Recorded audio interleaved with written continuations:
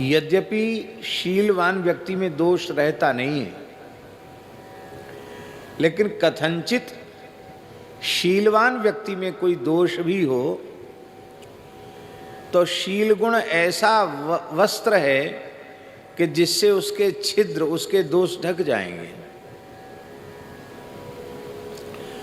भले ही कोई व्यक्ति समस्त गुणों से अलंकृत हो, पर उसमें शील गुण न हो तो उसके सारे गुण व्यर्थ हो जाएंगे।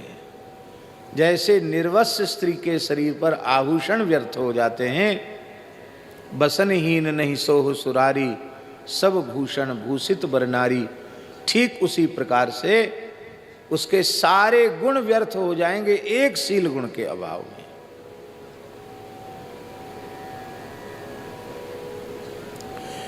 आप कहेंगे इतनी शील की महिमा है, भगवान को वाल्मीकि महर्षि ने गुणवान कहा है। गुणवान कस्य वीर्यवान, वाल्मीकि महर्षि का प्रश्न है नारद जी से, गुणवान कस्य वीर्यवान।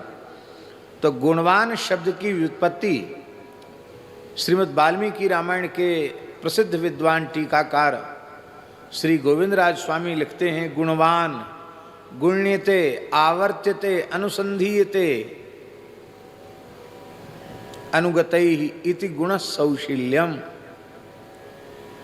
जिस गुण का अनुगत बारंबार अनुसंधान करें वह भगवान का जो उत्तम शील गुण है उस गुण से युक्त है, इसलिए भगवान को गुणवान कहा गया। इसका अर्थ है महाराज जी कि गुण शब्द का अर्थ ही शील है, गुणवान का अर्थ है शीलवान, और भगवान में शील गुण नहीं है। भगवान तो शील गुण के समुद्र हैं, शील सिंधु हैं भगवान।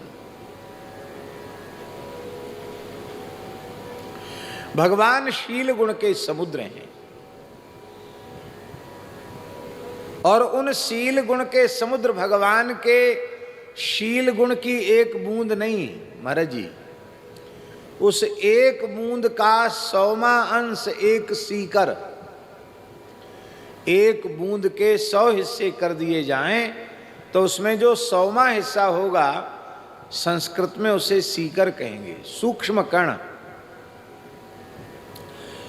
उस एक सूक्ष्म कण से पूरे ब्रह्मांड को शील गुण मिला है।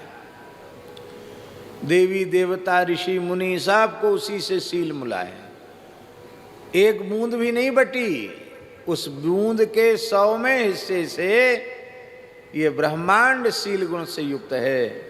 देवी देवता ऋषि मुनि शील संपन्न हैं, और भगवान तो शील के सिंधु हैं, समुद्र हैं। इसका मतलब भगवान के शील गुण की कोई थाह नहीं है। अब आप मन में सोचेंगे कि शील कहते किसको है?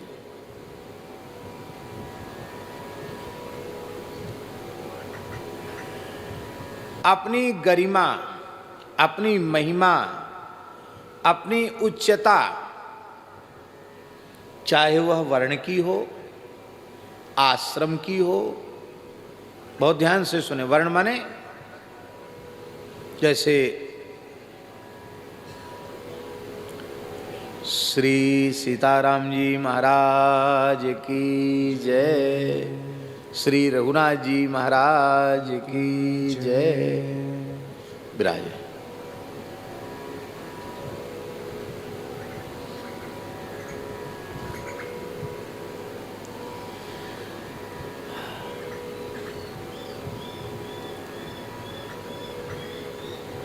वर्ण की श्रेष्ठता,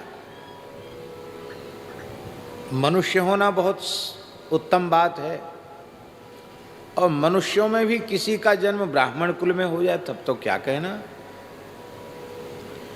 भगवान स्वयं अपनी मुखारविंद से कह रहे हैं, न ब्राह्मण स्तुलय भूतमन्यत। मैं अपनी संपूर्ण सृष्टि में ब्राह्मण शरीर की तुलना किसी शरीर से नहीं कर सकता। मेरी सृष्टि में सबसे श्रेष्ठ ये ब्राह्मण का शरीर है। तो हम तो केवल उदाहरण के रूप में बता रहे हैं, वर्ण की श्रेष्ठता, आश्रम की भी श्रेष्ठता होती है। जैसे आश्रमों में चतुर्थ आश्रम सबसे श्रेष्ठ है, सन्यास आश्रम सबसे श्रेष्ठ है। इसलिए सन्यासी का आदर सबको करना चाहिए।